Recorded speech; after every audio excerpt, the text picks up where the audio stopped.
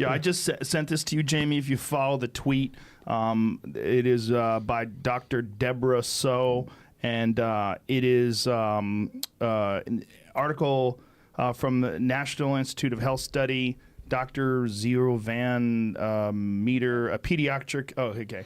Oh no, pediatric endocrinologist. Well, she's anti all this. Well, I'm saying they don't shit. give any leeway to Asians. Like, it's the minority group that they actually get more crap. It's like, well, you have to be better than everyone to get into a good college because there are too many of you. Because there's so many really good ones. Yeah. Okay, Dr. Q Van Meter, a pediatric endocrinologist with extensive experience in gender dysphoria, which, by the way, is hate speech, says there is 0.0 evidence that the concepts of gender fluidity and gender identity have any scientific basis. Yeah. So this is...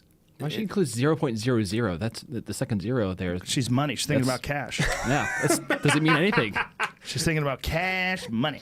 Well, I guess you could have 0.01%. You could have 1/100th. She wanted to make sure there was 1%. no doubt. Yeah, She's burning those extra characters we She's just like got. zeros, bro. Yeah. She's burning the extra 240 characters. What's funny though is that you say like hate speech, gender dysphoria is still in the DSM-5.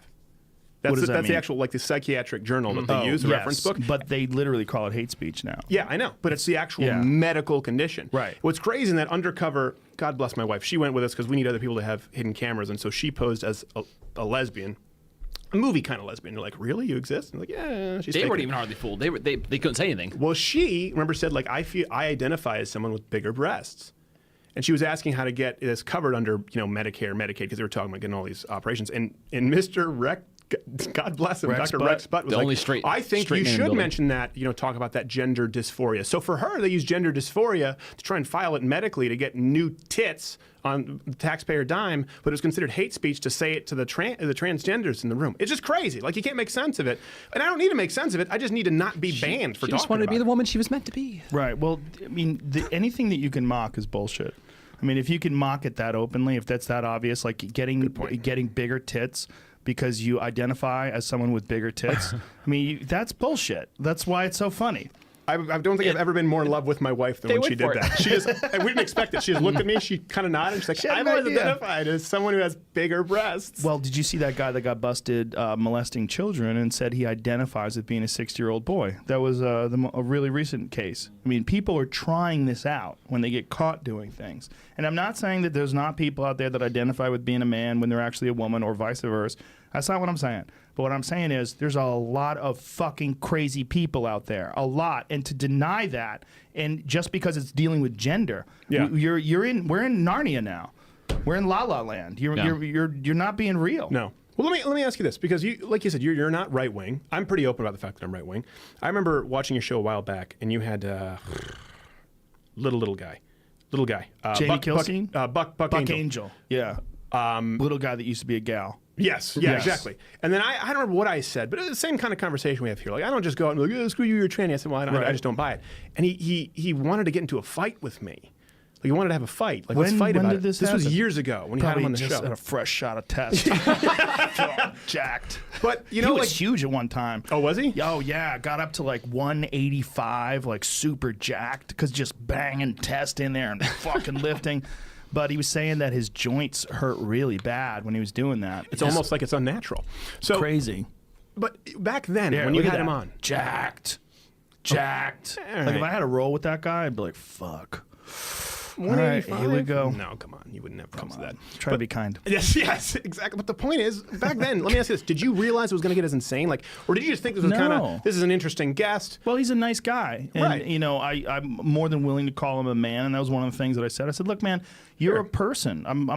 Whatever your name is, whether it's Buck or Fred or Wilma, I don't care. I just, whatever you want to be called. I'll call you whatever noise that you connect with you as a being. Yeah. I'm fine with that. And if you can explain to me where you feel happier being a man, I'm 100% in support of you doing that. What drives me crazy is people making decisions for 6-year-olds, people pushing 6-year-olds in certain directions, and I know that this does happen. And I mean, Well, you I have to cut can't it off get at the too personal pass. about this, but I have a friend who has an ex-wife that turned his child into a girl. Yeah. And it, like tried this and was pushing this, and kids are very fucking pliable, man. Oh, yeah. This is not, I mean, maybe some boys would have rejected it, and maybe he was leaning that way anyway, but she was excited about it. And this is something that a lot of people are excited about. And we're talking about a 14-year-old. I mean, I just don't think you know who the fuck you are. You know, what is that girl's name? Ruby Rose? Is that her name? The attractive lesbian with the tattoos? She said that when she was young, she wanted to transition. And she's very happy that she didn't. She wanted to become a man, and she's very happy that she didn't. And she's a lesbian, and she's happy, and she's open, and super successful. But she's advocating this sort of the same thing that I'm saying. It's like, let people become a goddamn adult, and then make these inalterable, life-changing decisions. This guy's saying that hormone blockers can be turned off and then you could go through a normal puberty. You're out of your fucking mind. Right. I'm not a doctor, but I have enough understanding of biology to know that that's crazy. Yeah. That's just not true. No, it's absolutely not true. And that's one of those things. Listen, anyone can get lost in the weeds and make someone look stupid with something specific. You know, whether it's. I mean, you were showing me that compound bow out there. It's fascinating. I don't know anything about it. I'm going to be a moron. You know, less than room temperature IQ. Some doctor can come in who's pro-transgender and explain something and make it sound like we don't know what we're talking about. So when it comes to that, see, I don't agree with you there. Well, I don't agree with you on could use that. some terms we wouldn't know. But right? it doesn't matter. What terms are there that you don't know about a child's biological development?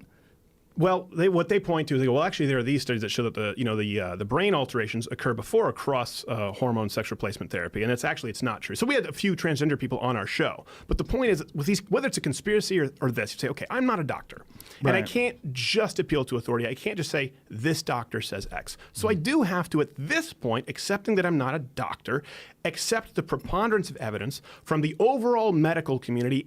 And combine that with the anecdotal, and combine that with, is there a motive here? Is there an agenda here? Like a lot of conspiracy theories, it just doesn't add up. Because, like, well, who benefits from telling you, the world is flat? Who benefits from it? Now, I can understand how someone might benefit from a conspiracy where it's like, oh, they make a lot of money off of this. Or was it Tim Kennedy as a hunting Hitler thing? I'm not saying it, but it's like, okay, I understand after war, they thought maybe they had Hitler and they needed the healing for the country. You go, okay, I can understand that. But with this, it just doesn't add up. None of the arguments they present add up. It's a new way for millennial parents to whack off. Just turning each of their children into social experiments. It's disgusting. Well, experiments. that was Owen Benjamin's take. Yeah. Owen Benjamin's take was that this guy in Hollywood, I don't remember who it is, who was talking about transitioning his 3-year-old. And he was like, you're a fucking monster. And he was getting in trouble for this. He lost his manager for this. It started on our show, because he writes for our show now. We bring him in on Skype, and we just sit and we kind of, brainstorm. And he wasn't really out of the closet, remember, at that point? And I said, Owen, I don't think you want this, because I had lost my manager and my agent. And I was like, I don't think you want this kind of heat. And he's like, no, man, I'm totally cool with it. Conservative? Yeah, out of the closet as a conservative in the industry. It's a real thing. That's hilarious. He was like, yeah, man, no, I think it's going to be. I'm like, I don't think you want this kind of heat. And he talked about it on our show first. And it was almost like he was spitballing because then he tweeted something that was really funny from the show, and then this just all hell broke loose. And I was like, I told you that's what was going to happen. And so now he's just full bore because you can't put that back in the bottle.